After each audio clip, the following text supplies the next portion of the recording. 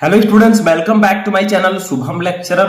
Student, आज का ये वीडियो क्लास 12 केमिस्ट्री का एक बहुत ही इंपॉर्टेंट वीडियो है और ये वीडियो उन सभी स्टूडेंट्स के लिए इंपॉर्टेंट है जो 12th में है और जिनको 2023 बोर्ड एग्जाम देना है, क्योंकि इस वीडियो में मैं आपके लिए लेकर आया हूं क्लास 12 केमिस्ट्री के चैप्टर 1 जिसका नाम है ठोस अवस्था, जिसे हम लोग इंग्लिश में बोलते हैं सॉलिड स्टेट। इस चैप्टर के जितने भी महत्वपूर्ण प्रश्न हैं जो 2023 बोर्ड एग्जाम में पूछे जाएंगे उन सभी क्वेश्चन को मैं आपको इस वीडियो में बताऊंगा। तो इस वीडियो को शुरू से लेकर लास्ट तक देखना है, एक भी क्वेश्चन आपको मिस नहीं करना है, क्योंकि अगर आपने एक भी क्वेश्चन मिस किया तो बाद में आपको पछताना पड़ेगा।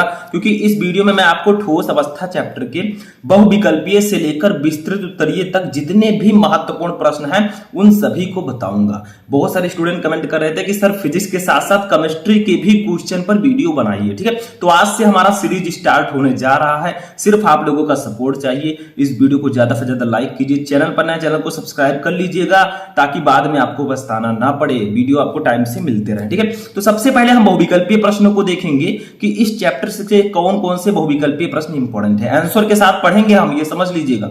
उसके बाद अति लघु उत्तरीय प्रश्नों को देखेंगे, फिर लघु उत्तरीय प्रश्नों को, फिर विस्तृत उत्तरीय प्रश्नों को, यानी कि जितने भी क्वेश्चन इस चैप्टर से आएंगे उन सभी को मैं बताऊंगा, ठीक है। तो चलिए स्टार्ट करते हैं, वीडियो को लाइक कर दीजिएगा। सबसे पहला क्वेश्चन देखिए बहुविकल्पीय प्रश्न सबसे पहले हम पढ़ेंगे, ठीक है। इसमें सबसे पहला क्वेश्चन है कि फलक केंद्रित घनीय जालक में एक एकक कोष्ठिका में परमाणुओं की संख्या है। देखिए, जब मैं आपको एकक कोष्ठिका पढ़ा रहा था यूनिट सेल, तब मैंने आपको बताया था जो एफसीसी होता है, face centred cubic unit cell, फलक केंद्रित घनीय एकक कोष्ठिका, इसके एकक कोष्ठिका में परमाणुओं की संख्या कितनी होती है? फर्स्ट है 2, सेकंड है 3, थर्ड है 4, फोर्थ है 5। तो इसका राइट आंसर हो जाएगा ऑप्शन नंबर थर्ड 4, ठीक है।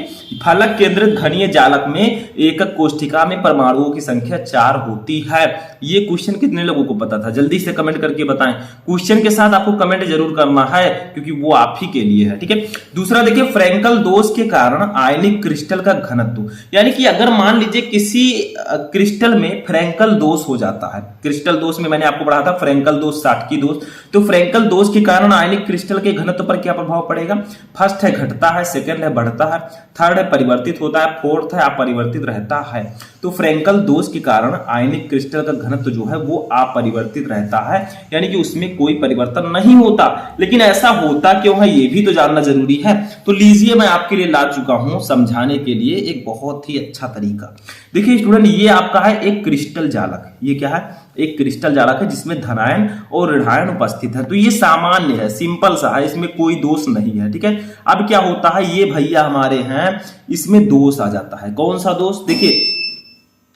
देखिए इसमें अगर फ्रैंकल दोष हो जाता है तो क्या होता है? फ्रैंकल दोष में जो धनायन है, देखिए यहां पर plus minus plus minus minus plus minus plus plus minus plus minus, यानी कि सभी अच्छे से उपस्थित हैं एक सीरियल वाइज। लेकिन इसमें क्या हुआ है, यहां से एक धनायन हट गया है और वो कहां आ गया है? इस अंतराकाशीय स्थान में आ गया है। देखिए बीच वाले स्थान में, अपने जालक बिंदु को छोड़कर अंतराकाशीय स्थान, अंतराकाशीय स्थान का मतलब इसी जालक के खाली स्थान में आ गया है, ठीक है। तो यहां पर फ्रैंकल दोष होगा। फ्रैंकल दोष कब होता है? जब किसी क्रिस्टल जालक में धनायन अपने जालक बिंदु को छोड़कर अंतराकाशीय स्थान में चले जाते हैं तो वहां पर क्या होता है? फ्रैंकल दोष उत्पन्न हो जाता है। तो अब इस क्रिस्टल में कौन सा दोष है? फ्रैंकल दोष है, फ्रैंकल दोष है। लेकिन देखिए एक चीज याद रखिए, क्योंकि आप सभी को पता है कि घनत्व इक्वल टू होता है, घनत्व बराबर क्या होता है बताइए? क्योंकि घनत्व की बात की जा रही है तो घनत्व बराबर होता है द्रव्यमान बटा आयतन। देखिए ध्यान से मैं समझा रहा हूं, कोई भी चीज समझिए उसको लाइफ टाइम के लिए समझ लीजिए, ठीक है, ताकि बाद में आपको फिर से ना पढ़ना पड़े। द्रव्यमान बटा आयतन। अब बताइए इसके द्रव्यमान में कोई परिवर्तन हुआ? नहीं हुआ। क्यों? क्योंकि इसी क्रिस्टल जालक में से ये निकलकर इसी क्रिस्टल जालक में है, तो घनत्व में क्यों परिवर्तन होगा बताइए? जैसे 5, मान लीजिए 5 आलू आपने लिया है, ठीक है, 5 आलू आपने लिया एक पन्नी में, अगर उसे दूसरी पन्नी में उतने ही आलू कर देंगे इधर उधर तो क्या उसका वजन कम हो जाएगा? ऐसा बिल्कुल नहीं है, ठीक है। तो यहां पर वही कंडीशन है। देखिए जो धनायन है वो अपने जालक बिंदु को छोड़कर इसी क्रिस्टल जालक के अंदर है, तो घनत्व में कोई परिवर्तन नहीं होगा, ना ही द्रव्यमान में ना ही आयतन में, ठीक है। तो यहां पर यही कारण है कि फ्रैंकल दोष के कारण आयनिक क्रिस्टल का घनत्व नहीं घटता है, यानी कि अपरिवर्तित रहता है। क्यों? क्योंकि उसमें जो जालक, वो जो धनायन है वो अपने जालक बिंदु को छोड़कर अंतरा चिदाकाशीय स्थान में चले जाते हैं। थोड़ा अच्छे से समझाने का प्रयास करता हूं, ठीक है। तीसरा देखिए क्या है, फ्रेंकल तथा साटकी दोनों ही दोष प्रदर्शित करने वाला यौगिक है। यानी कि ऐसा कौन सा यौगिक है जो फ्रेंकल दोष तथा साटकी दोष दोनों ही प्रदर्शित करता है? फर्स्ट है NaCl, सेकंड है KCl, थर्ड है CSCl, फोर्थ है AgBr। NaCl है सोडियम क्लोराइड, KCl है पोटेशियम क्लोराइड, CSCl है सीजियम क्लोराइड एंड AgBr है सिल्वर ब्रोमाइड। तो इसका राइट आंसर होगा option number 4 silver bromide. Silver bromide AgBr एक ऐसा यौगिक है जो फ्रेंकल तथा साटकी दोनों दोष प्रदर्शित करता है। That's a very simple question. तो एक एक को नोट करते हुए चलिएगा, अगर आपको ये पता भी है तो भी आप लोग नोट कर लीजिए, ठीक है। समझ में आ गया? चलिए आगे देखते हैं। अब देखिए चौथा क्वेश्चन हमारा है कि ग्रेफाइट है, यानी कि ग्रेफाइट कौन सा ठोस है?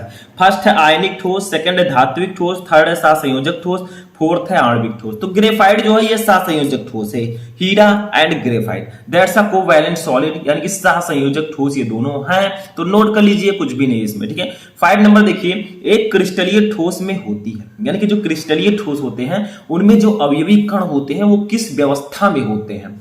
फर्स्ट है दीर्घ परासकोट, सेकंड है लघु परासकोट, थर्ड है अनिश्चित व्यवस्था, फोर्थ है इनमें से कोई नहीं। तो क्रिस्टलीय ठोस में जो व्यवस्था होती है वो होती है दीर्घ परासकोट, ठीक है। तो ऑप्शन नंबर फर्स्ट राइट होगा। अगर यहां पर अक्रिस्टलीय ठोस पूछा जाता तो वहां पर लघु परासकोट व्यवस्था होती है। ये दोनों चीजें आप लोग याद रखिएगा। चैप्टर में आपको पहले ही पढ़ा चुका हूं, आप लोग सर्च करेंगे ठोस अवस्था फुल चैप्टर शुभम लेक्चरर, आपको वीडियो मिल जाएगा, ठीक है। नेक्स्ट क्वेश्चन, ये हमारे 5 बहुविकल्पीय प्रश्न थे जो इस चैप्टर से सबसे ज्यादा इंपॉर्टेंट है, ठीक है। अब आते हैं अति लघुत्तरीय प्रश्नों पर जो इंपॉर्टेंट है। देखिए ये क्वेश्चन अक्सर आता है, देखिए बहुत ज्यादा इंपॉर्टेंट VVI क्वेश्चन है ये, इसको नोट कर लीजिए। कांच को अतिशीतित द्रव क्यों माना जाता है? यानी कि कांच जो है इसको हम अतिशीतित द्रव क्यों मानते हैं, बताइए। तो इसका एक रीजन है। अतिशीतित द्रव का मतलब क्या? क्योंकि देखिए यह ठोस होते हुए भी द्रवों के कुछ गुण प्रदर्शित करता है। यानी कि जो कांच है ये ठोस होते हुए भी द्रव के कुछ गुण प्रदर्शित करता है। क्यों? द्रवों के समान इसमें प्रवाहित होने का गुण होता है। इसका यह गुण पुरानी इमारतों के कांच में देखा जा सकता है जो तली पर कुछ मोटा होता है। देखिए कांच को अतिशीतित द्रव क्यों मानते हैं? आप किसी पुराने मकान पर चले जाइए, उसकी जो खिड़कियां हैं बहुत पुरानी हो, ठीक है, 10 20 40 साल का, तो उसकी जो खिड़कियां हैं कांच का जो निचला तल है वो थोड़ा मोटा होगा। क्यों? क्योंकि उसके जो अवयवी कण है कांच के वो धीरे धीरे बहते हैं, प्रवाहित होते हैं बहुत स्लो मोशन में, वो वर्षों लग जाते हैं उसको बहने में, ठीक है। तो मतलब हल्का फुल्का द्रव का गुण उसमें होता है, ठीक है। तो इसीलिए कांच को अतिशीतित द्रव मानते हैं, क्योंकि यह ठोस होते हुए भी द्रवों के कुछ गुण प्रदर्शित करता है। द्रव के समान इसमें प्रवाहित होने का गुण होता है, प्रवाहित होता है लेकिन बहुत स्लो प्रवाहित होता है, ठीक है। जैसे हमारा जो लिक्विड है, जैसे पानी हो गया, दूध होगा, बहुत तेजी से प्रवाहित होते हैं तो ये द्रव होंगे, लिक्विड, ठीक है। लेकिन ये कांच जो है ये एक ऐसा ठोस है जो बहुत स्लो मोशन में धीरे धीरे प्रवाहित होते हैं, इसके अवयवी कण, ठीक है, जो कि पुरानी इमारत की खिड़कियों में हम देख सकते हैं, जो तली पर थोड़ा मोटा होता है। क्यों? क्योंकि देखिए ऊपर से नीचे हल्का हल्का प्रवाहित होते हैं गुरुत्वाकर्षण के कारण। जो शीशे का जो होता है खिड़की ना, वो ऊपर से नीचे थोड़े थोड़े अवयवी कण प्रवाहित होते हैं, बहुत दिनों बाद क्या होते हैं वो तली पर मोटे हो जाते हैं। क्वेश्चन नंबर 2 देखिए, बहुत ज्यादा इंपॉर्टेंट क्वेश्चन है। क्रिस्टलीय ठोस क्या है, ठीक है, यानी कि क्रिस्टलीय ठोस क्या है। क्रिस्टलीय ठोस के बारे में आपको थोड़ा बहुत बताना है, तो ये तो जानना जरूरी ही है क्योंकि क्रिस्टलीय ठोस बहुत ज्यादा इंपॉर्टेंट है, ठीक है। तो देखिए क्रिस्टलीय ठोस क्या होते हैं? वे ठोस जिनके घटक कणों की दीर्घ परास व्यवस्था होती है क्रिस्टलीय ठोस कहलाते हैं। यानी कि क्रिस्टलीय ठोस ऐसे ठोस होते हैं जिनके अवयवी कणों की दीर्घ परास व्यवस्था होती है। दीर्घ परास का मतलब यानी कि मैंने अभी बताया था दीर्घ परास व्यवस्था, ठीक है। इसमें अवयवी कण एक क्रम से व्यवस्थित होते हैं, वो काफी ज्यादा उनकी जो व्यवस्था होती है एक क्रम में होती है।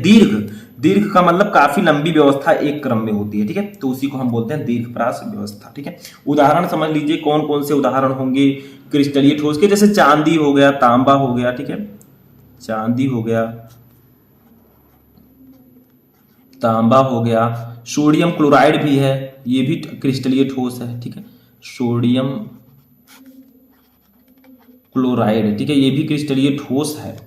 आयनिक ठोस, क्रिस्टलीय ठोस का ये एक इसका फॉर्मूला होता है NaCl, दैट्स अ सिंपल। तो इसको भी नोट कर लीजिए, कोई प्रॉब्लम नहीं होना चाहिए, वेरी सिंपल है, ठीक है। तो नोट कर लीजिए, तब हम नेक्स्ट क्वेश्चन देखते हैं, ठीक है। चलिए नेक्स्ट देखते हैं।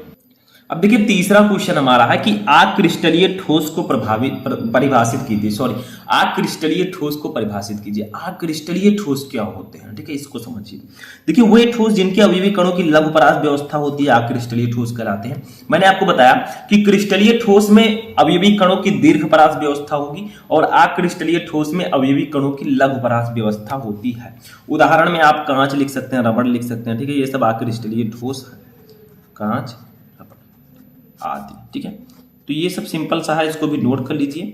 तब हम देखते हैं नेक्स्ट, ठीक है। 4 नंबर क्वेश्चन देखिए हमारा क्या है, आयनिक ठोस गलित अवस्था में विद्युत चालक होते हैं परंतु ठोस अवस्था में नहीं, व्याख्या कीजिए। यानी कि जो हमारे आयनिक ठोस हैं, जैसे हमारे हो गए NaCl, ठीक है, ये गलित अवस्था में क्या होते हैं, विद्युत चालक होते हैं परंतु ठोस अवस्था में नहीं। ऐसा क्यों होता है, देखिए गलित अवस्था में आयनिक ठोस वियोजित होकर मुक्त आयन देते हैं। जैसे देखिए हमारा जो मान लीजिए नमक है, सोडियम क्लोराइड क्या है, नमक ले लीजिए, ठीक है। तो क्या होता है बताइए, नमक को जब आप पानी में घोलते हैं तो क्या होगा, उसमें अगर हम करंट पैदा करेंगे तो हो जाएगा। तार लेकर आएंगे, बोर्ड में लगा हुआ है और लाइट हम उसमें करेंगे तो वो हो जाएगा। लेकिन अगर नमक में केवल करेंगे, जो ठोस नमक होता है, तो वो नहीं होगा। ऐसा क्यों, वही पूछा गया कि आयनिक ठोस गलित अवस्था में विद्युत चालक होते हैं परंतु ठोस अवस्था में नहीं, क्यों।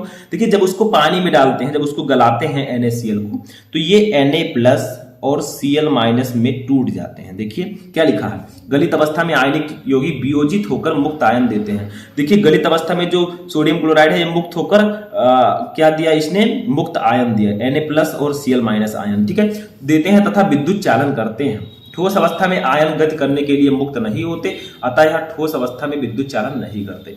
यानी कि सिंपल सा है, गलित अवस्था में क्या होगा, ये मुक्त आयन देंगे, टूट जाएंगे आयनों में Na+ Cl- में, और ठोस अवस्था में क्या होता है, ये गति करने के लिए असमर्थ होते हैं, Na और Cl-, ठीक है। तो इसीलिए गलित अवस्था में जो आयनिक ठोस होते हैं वो विद्युत चालन करते हैं, जबकि ठोस अवस्था में नहीं करते, ठीक है। नेक्स्ट क्वेश्चन देखिए 5 नंबर क्वेश्चन, क्रिस्टल में कौन सा बिंदु दोष संबंधित ठोस के घनत्व को परिवर्तित नहीं करता। तो ये तो मैंने अभी आपको बताया था, बताइए आप ही लोग बताइए कि क्रिस्टल में ऐसा कौन सा दोष है जो ठोस के घनत्व को परिवर्तित नहीं करता। तो वो है फ्रैंकल दोष, फ्रैंकल दोष, ठीक है। अब क्यों परिवर्तित नहीं करता, एक बार नहीं मैं बार बार आपको बता दूं। देखिए यहां पर ये आपका सामान्य जालक है, ठीक है, इसमें धनायन ऋणायन उपस्थित है। अब देखिए फ्रैंकल दोष जब इसमें हुआ तो धनायन अपने जालक बिंदु को छोड़कर अंतराकाशीय स्थान में चला गया। तो देखिए इसी क्रिस्टल जालक में ये धनायन रह गया है, तो इसके घनत्व में कोई परिवर्तन नहीं होगा, ठीक है। दैट्स अ सिंपल सा रीजन है ये, ठीक है। तो 5 नंबर क्वेश्चन भी समझ में आ गया। चलिए नेक्स्ट क्वेश्चन देखते हैं। अब देखिए स्टूडेंट, हमारा नेक्स्ट क्वेश्चन है कि संकुलन क्षमता को परिभाषित कीजिए। इसको हम संकुलन दक्षता भी बोलते हैं। तो संकुलन क्षमता या संकुलन दक्षता को परिभाषित कीजिए। डेफिनेशन आपको बताना है कि इसकी पैकिंग इफिशियंसी संकुलन क्षमता की। तो देखिए क्या है कि क्रिस्टल में उपस्थित कुल स्थान का परमाणुओं द्वारा घेरा हुआ अंश संकुलन क्षमता कहलाती है। यानी कि जो क्रिस्टल एक होता है उसमें कुल स्थान जो होता है, ठीक है, जैसे आपका यही ले लीजिए, ये एक सामान्य क्रिस्टल है, इसमें जो परमाणुओं द्वारा घेरा हुआ स्थान होता है इसी को हम लोग बोलते हैं संकुलन क्षमता, ठीक है। तो क्या है कि क्रिस्टल में उपलब्ध कुल स्थान का परमाणुओं द्वारा घेरा हुआ स्थान संकुलन क्षमता कहलाता है। बहुत ही सिंपल सा डिफिनीशन है, यह प्रायः प्रतिशत में व्यक्त की जाती है। अब मान लीजिए यदि किसी क्रिस्टल संरचना की एकक कोष्टिका में उपस्थित परमाणुओं द्वारा कोष्टिका का घेरा हुआ आयतन, यानी कि परमाणु द्वारा कोष्टिका का घेरा हुआ आयतन BOCCU है। BOCCU का मतलब V ऑक्युपाइड, ठीक है, और एकक कोष्टिका का कुल आयतन V सेल है, तो संकुलन क्षमता का फॉर्मूला क्या होगा। तो यहां पर संकुलन क्षमता इक्वल टू लिख सकते हैं हम पैकिंग इफिशियंसी संकुलन क्षमता, ठीक है। तो संकुलन क्षमता इक्वल टू हमारा क्या हो जाएगा फॉर्मूला VOCCU अपान V सेल, ठीक है, इंटू 100, ठीक है। ये आपका हो जाएगा फॉर्मूला।